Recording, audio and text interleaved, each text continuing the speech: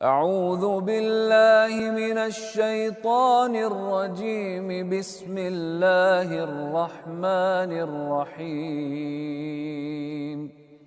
عليكم ورحمة الله وبركاته. الحمد لله رب العالمين والعاقبة للمتقين والصلاة والسلام على رسوله الكريم أما بعد.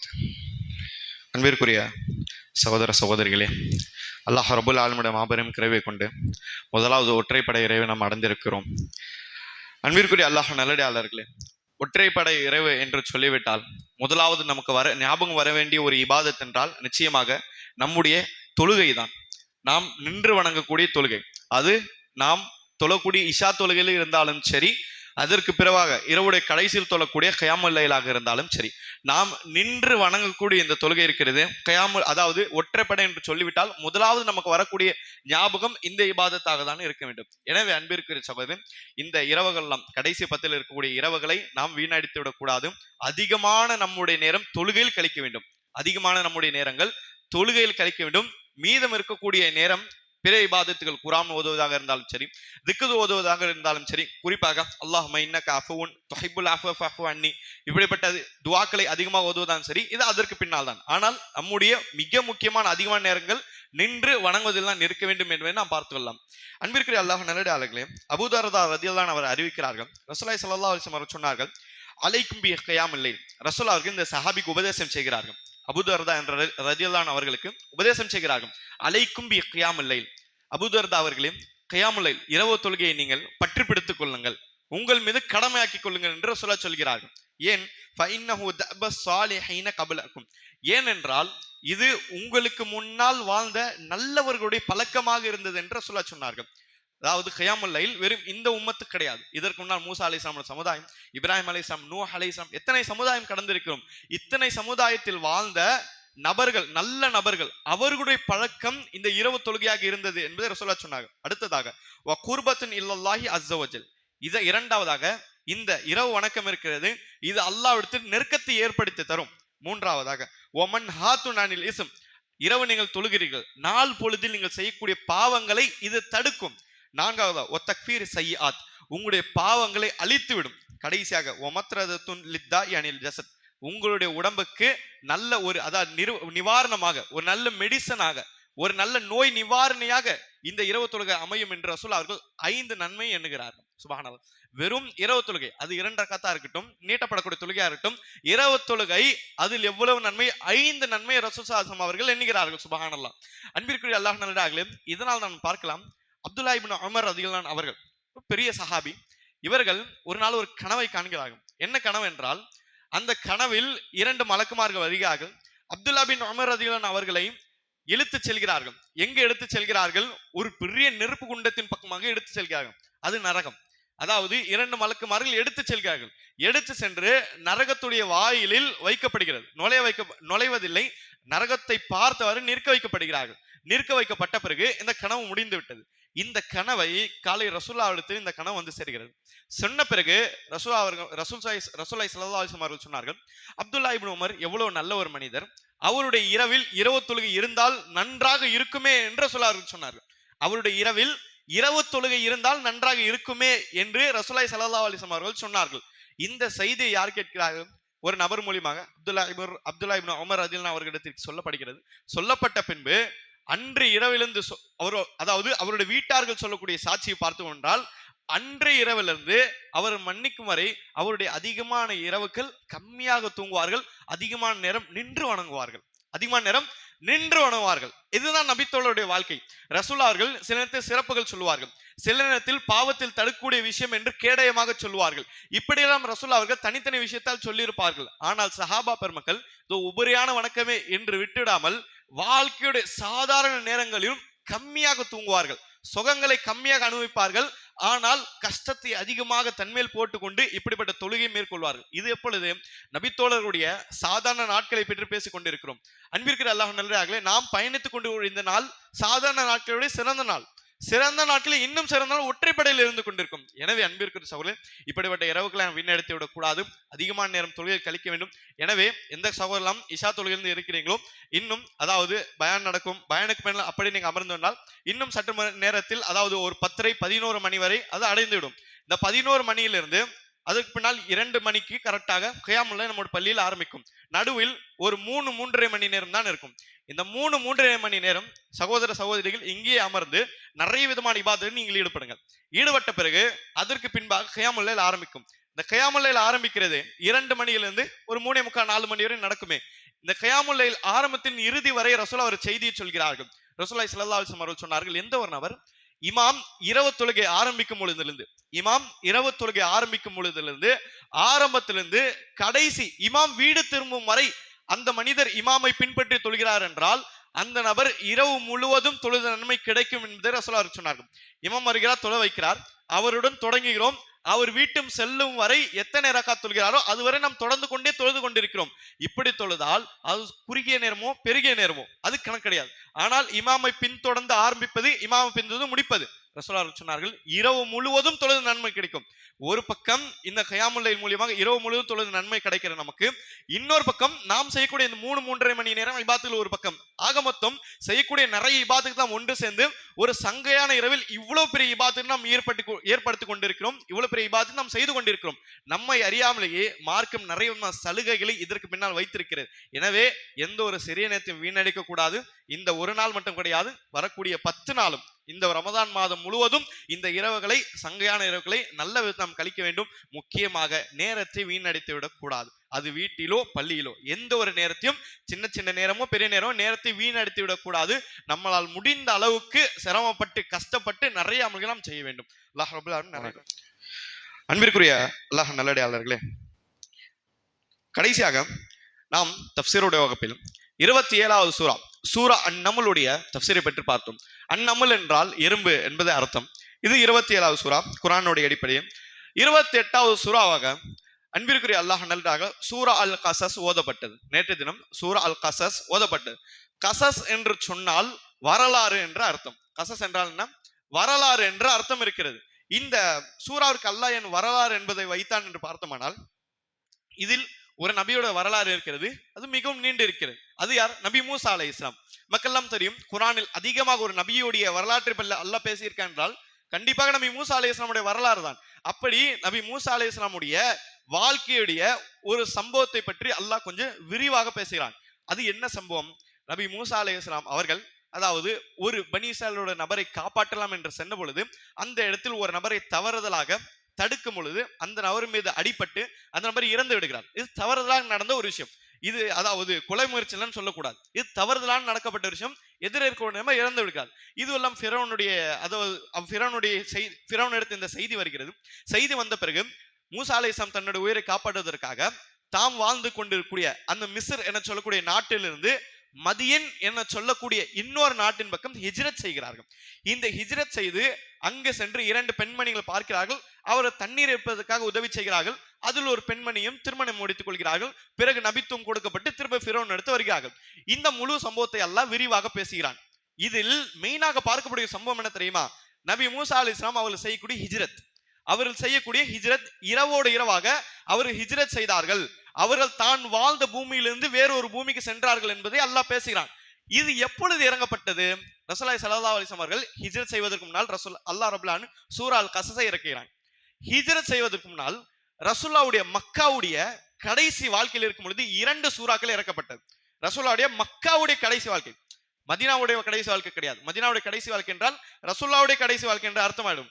மக்காவில் இருக்கக்கூடிய இந்த 10வது வருடம், 11வது வருடம், 12, 13வது வருடம், 13வது வருடம் கழித்து ரசூலுல்லாஹ் சென்று விட்டார்கள். இந்த 4 வருடத்தில் மத்தியில் இறக்கப்பட்ட 2 சூரா என்ன? சூரா அல் யூசுப், இன்னொன்னு சூரா அல் கஸஸ். சூரா அல் யூசுப், சூரா அல் கஸஸ் அல்லாஹ் இறக்கினான். சூரா அல் யூசுஃபை ஏன் இறக்கினான்? அல்லாஹ் ரப்புல் ஆலமீன் ஒரு செய்தியை ரசூலுல்லாஹ்க்கு சொல்லி காண்பிக்கிறான். என்னது?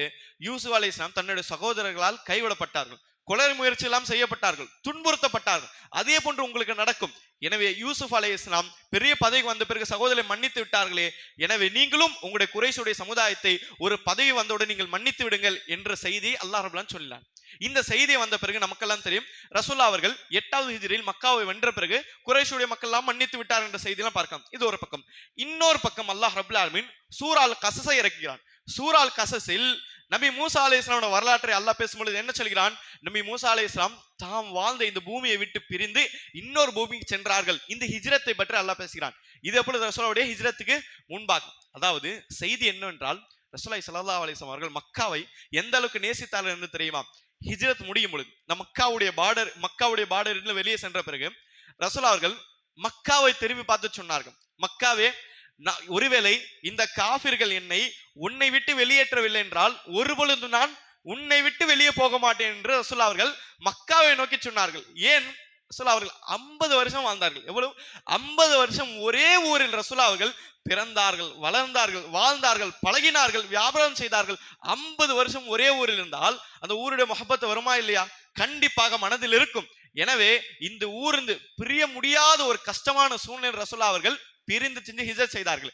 எனவே இந்த மனதில் ஒரு பெரிய பாரம் இருக்குமே, தன்னுடைய வாழ்ந்த ஊரிலிருந்து வெளியே செல்கிறார்கள் என்பதற்காக, இந்த பாரம் குறைய வேண்டும் என்பதற்காக அல்லாஹ் ரப்பல் ஆலமீன் சூரா அல் கஸஸை இறக்கினான். சூரா அல் கஸஸில் மூசா அலைஹிஸ்ஸலாமுடைய வரலாறை சொல்லி அல்லாஹ் ரப்பல் ஆலமீன் ரசூலுல்லாஹ்வுக்கு ஒரு ஆறுதலை சொல்லி காண்பிக்கிறான்.